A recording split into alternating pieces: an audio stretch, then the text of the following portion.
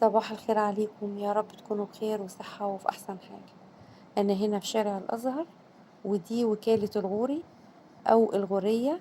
آه، ده جامع الغوري وفي وشه المركز الثقافي للسلطان برضو قنصوة الغوري. من بداية الشارع ده لنهايته كده سوق كبير جدا فيه ملابس ومفروشات وكل الحاجات اللي بتحتاجها السيدات أو البيت. ده السقف ده اللي بيربط ما بين المركز الثقافي والمسجد. وسلطان قنصوة الغوري بنى المجموعة دي كلها سنة 1504، وكمان كان في كتاب ومدرسة، وكان هو محب جدا جدا للشعر والطرب، وكان بيقتني حاجات كتيرة للرسول عليه أفضل الصلاة والسلام والصحابة. بس الحاجات دي كلها في العصر العثماني أو لما جم العثمانيين مصر، كل الحاجات دي خرجت برا مصر وراحت اسطنبول، ما بقتش خلاص موجودة في مصر. هنا ده المسجد كده من جوه،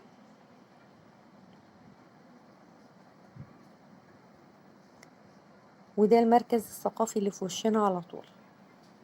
كده احنا بندخل جوه الممر اللي فيه الساحة الواسعة اللي بتفصل مصلى الستات عن الرجال. ومن جوه هنا بقى الوكالة نفسها اللي فيها جميع أنواع الأقمشة، وبتتباع كلها بسعر الجملة.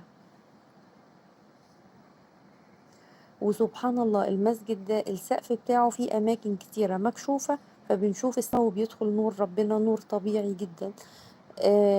يعني الإضاءة اللي جوه المسجد ده كلها إضاءة آه سبحان الله جميلة جميلة جميلة جدا. وكمان جو من جوه غير جو الشارع خالص، كان الجو حر جدا بره، لكن الجو جوه المسجد كان في منتهى الجمال، ما كانش فيه حر خالص. هنا ده المكان اللي بيصلي فيه الرجالة. المكان قديم جدا جدا، وزي ما احنا شايفين كده المكان من فوق السقف في الجزء ده مكشوف، شايفين السما طبعا.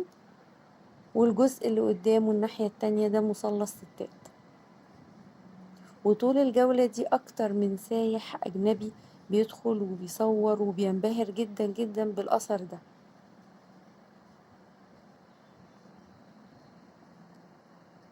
ناس كتيرة تشوفه قديم جدا، لكن حقيقي هو مبهر.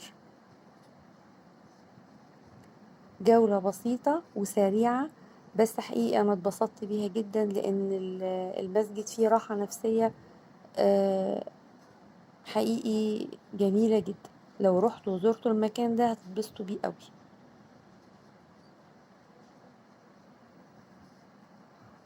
النور سبحان الله داخله من كل مكان.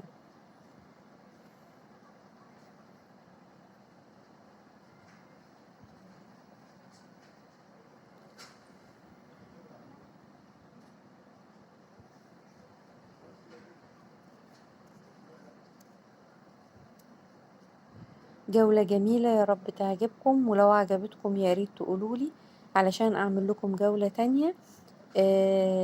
الغورية مليانة أماكن أثرية جميلة كتير. لو عجبتكم الجولة دي قولولي وهعمل لكم جولة جديدة.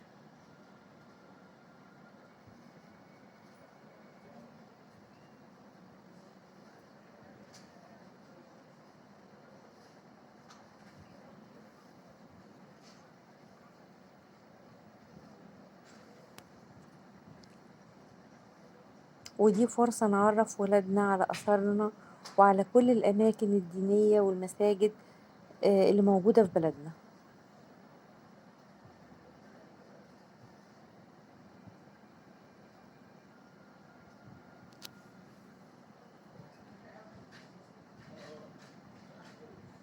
كده خلاص كنا صلينا وخرجنا وشفت كل مكان في المسجد. يلا مع السلامة.